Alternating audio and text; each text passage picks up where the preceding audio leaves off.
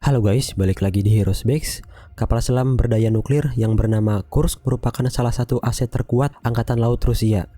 Dengan ukuran seperti dua pesawat jumbo, kapal ini dianggap tak terkalahkan, tidak mudah hancur, sebuah predator mematikan yang mengintai di bawah laut. Tapi pada bulan Agustus tahun 2000, kapal ini mengalami kejadian yang mengerikan, di mana tiba-tiba kapal ini meledak di bawah laut. Ledakannya bahkan sampai menciptakan gempa 4,2 skala Richter yang terdeteksi di seismograf di sebagian besar Eropa Utara. Bahkan sampai Alaska yang jaraknya sekitar 4.500 km dari tempat kejadian.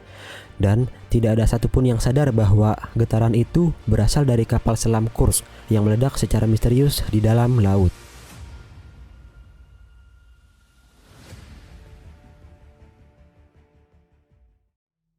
Pada masa Perang Dingin, Uni Soviet sangat khawatir dengan ancaman yang ditimbulkan oleh kapal induk Amerika. Armada kuat Amerika bisa melakukan serangan nuklir di wilayah Soviet dan mengejar armada rudal nuklir mereka. Oleh karena itu, Uni Soviet mengeluarkan banyak uang untuk membangun senjata khusus yang bisa melawan mereka, terutama kapal besar seperti kapal induk. Hasilnya adalah mereka membuat proyek 949A yang bertujuan membuat kapal selam bertenaga nuklir yang canggih dan mematikan. Salah satu kapal yang mereka buat adalah kapal selam K-141, sebuah kapal selam anti kapal selam kelas Oscar yang disebut sebagai Oscar II oleh NATO. Oscar II adalah sebutan untuk kapal selam Rusia yang ukurannya paling besar. Kursk adalah salah satu kapal selam kelas Oscar II yang dibangun di Uni Soviet. Kapal selam ini dibuat pada tahun 1990 di galangan kapal Angkatan Laut Uni Soviet di Rusia bagian utara.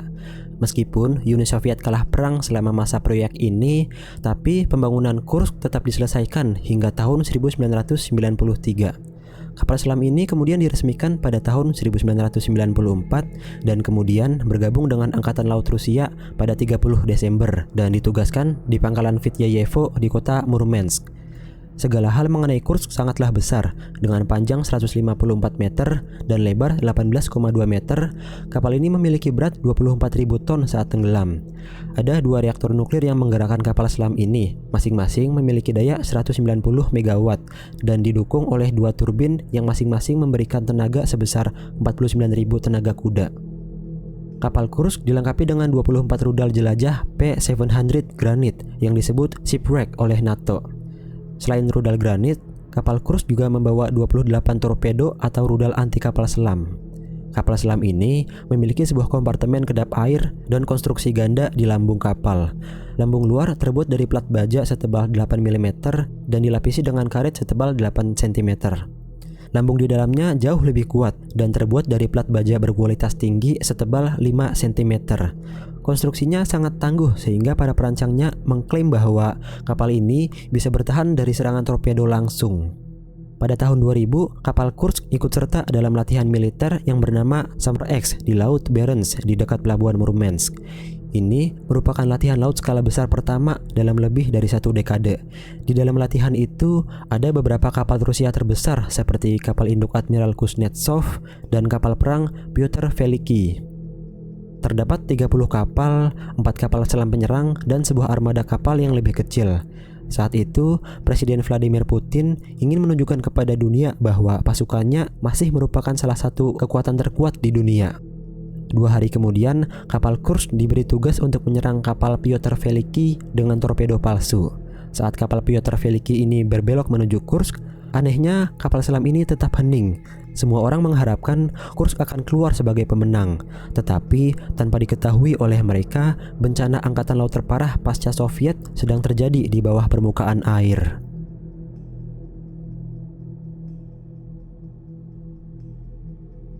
Jadi, pada tanggal 10 Agustus tahun 2000, dalam latihan tempur Summer X, terjadi pertempuran besar melibatkan semua kapal. Kapal Kursk menunjukkan kekuatannya dengan meluncurkan misil jelajah granit saat di bawah laut. 2 hari setelahnya, komandan kapal selam Kursk bernama Kapten Gennady Lyashin mempersiapkan kapalnya untuk tugas latihan lain, yaitu latihan menyerang kapal perang Pyotr Veliky. Rencananya, mereka akan menggunakan torpedo palsu berjenis Type 65 Kit. Torpedo ini cukup kuat untuk menenggelamkan kapal induk. Kemudian, pada tanggal 12 Agustus tahun 2000, sekitar jam 8 pagi, Kapten Liasin meminta izin untuk memulai peluncuran torpedo latihan, dan izin tersebut disetujui oleh markas besar. Kapten Liasin kemudian memerintahkan anak buahnya untuk menyiapkan torpedo palsu pertama dari 2 yang akan diluncurkan. Kapal Kursk kemudian menyelam di kedalaman sekitar 20 meter dan memonitor permukaan melalui periskopnya. Lalu pada jam 11:29 pagi, staf kapal Kursk di ruangan torpedo memasukkan torpedo pertama ke dalam lubang tabung nomor 4 di sisi kanan kapal.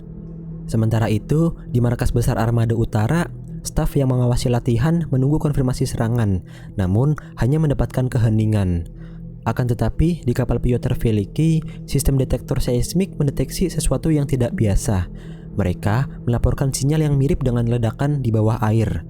Lalu, beberapa menit kemudian, mereka yang di kapal Pyotr Veliki merasakan seluruh lampu kapal bergetar dan detektor seismik mendeteksi sinyal yang sangat kuat.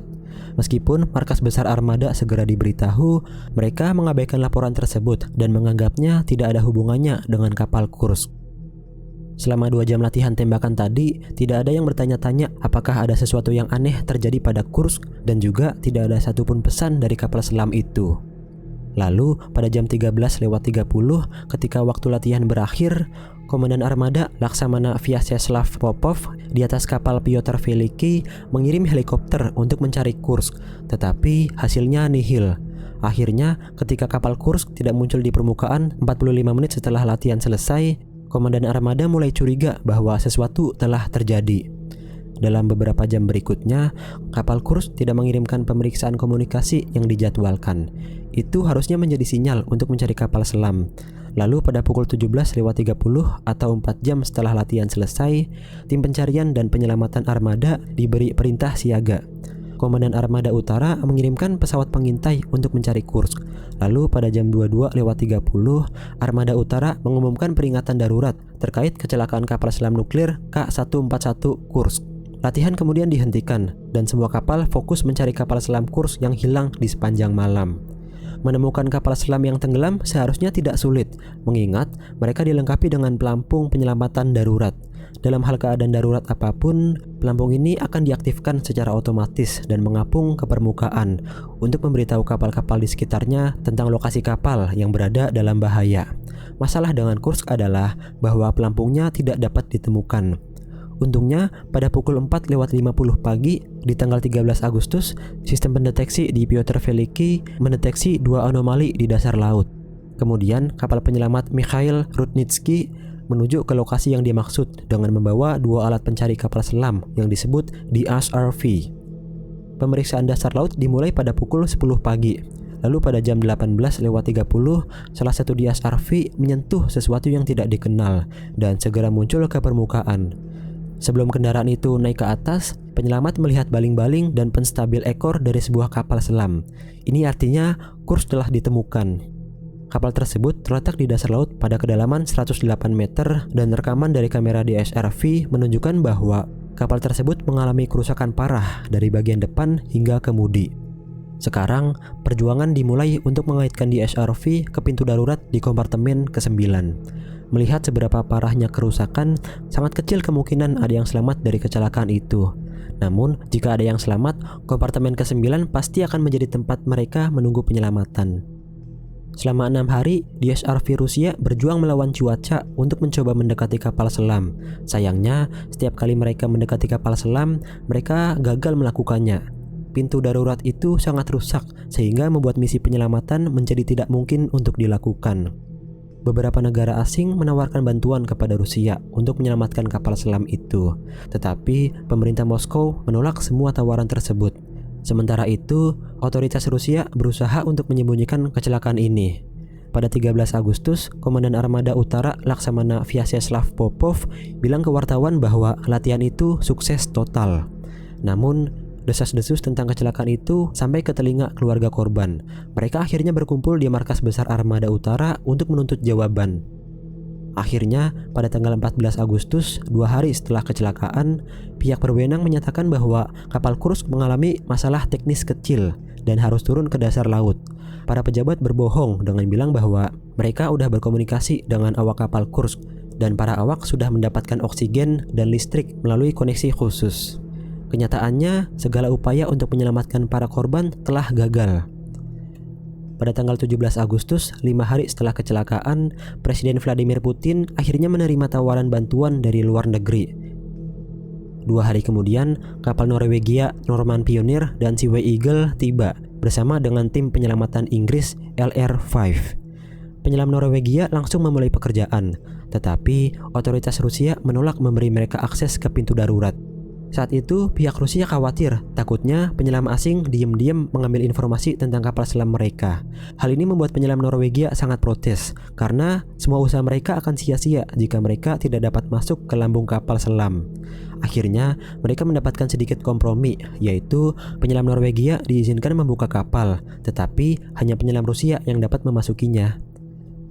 Pada tanggal 21 Agustus atau 9 hari setelah tenggelam, penyelam Norwegia menggunakan mesin pemotong air bertekanan tinggi khusus untuk membuat lubang di lambung kapal selam.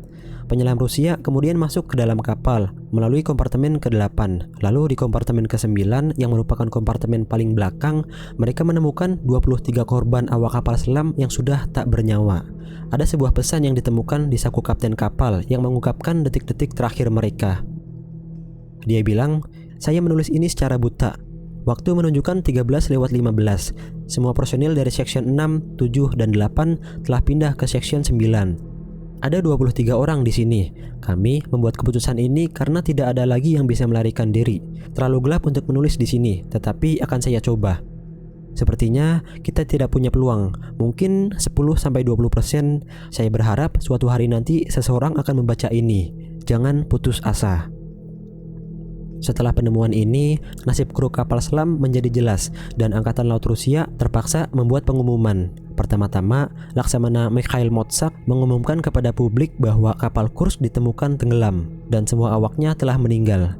Selain itu, Laksamana Vyacheslav Popov meminta maaf kepada keluarga korban kapal Kursk.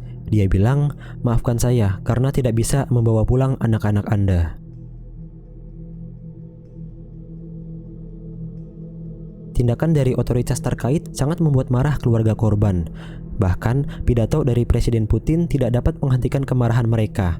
Para keluarga tidak puas dengan cara Angkatan Laut menangani operasi penyelamatan dan cara mereka diperlakukan. Akhirnya, mereka menuntut untuk mengetahui bagaimana orang-orang yang mereka cintai itu meninggal.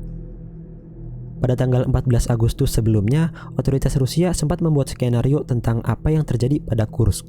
Laksamana Armada Vladimir Kuroyedov mengatakan bahwa penyebab dari tenggelamnya kapal selam itu adalah karena tabrakan dengan kapal selam NATO. Rusia mengetahui bahwa kapal selam NATO sedang memantau latihan tersebut. Mereka mengklaim bahwa USS Memphis atau USS Toledo atau bahkan kapal selam Inggris HMS Splendid telah memasuki area terlarang, lalu bertabrakan dengan Kursk dan menyebabkannya tenggelam di dasar laut. Tapi Menteri Luar Negeri Amerika Serikat langsung menolak tuduhan tersebut.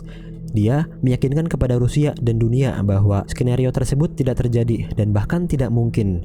Pertama-tama, USS Memphis dengan ukurannya yang kurang dari setengahnya kapal Kursk tidak mungkin merusak kapal Kursk tanpa mengalami kerusakan yang sama.